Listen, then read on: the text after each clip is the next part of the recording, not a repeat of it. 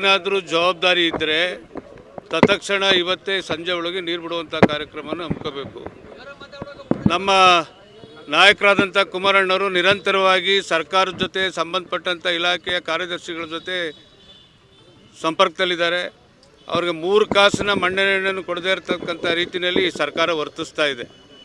ಬಹುತೇಕ ಇದು ನಾವು ಸಾಂಕೇತಿಕವಾಗಿ ಇವತ್ತು ವಿಶ್ವೇಶ್ವರಯ್ಯ ಸ್ಟ್ಯಾಚ್ಯೂ ಮುಂದೆ ಇವತ್ತು ಜಿಲ್ಲಾಧಿಕಾರಿಗಳ ಕಚೇರಿ ಮುಂದೆ ನಾವೆಲ್ಲರೂ ಸೇರಿ ಇವತ್ತು ಒಗ್ಗಟ್ಟಾಗಿ ಪ್ರತಿಭಟನೆ ಮಾಡ್ತಾ ಇದ್ದೀವಿ.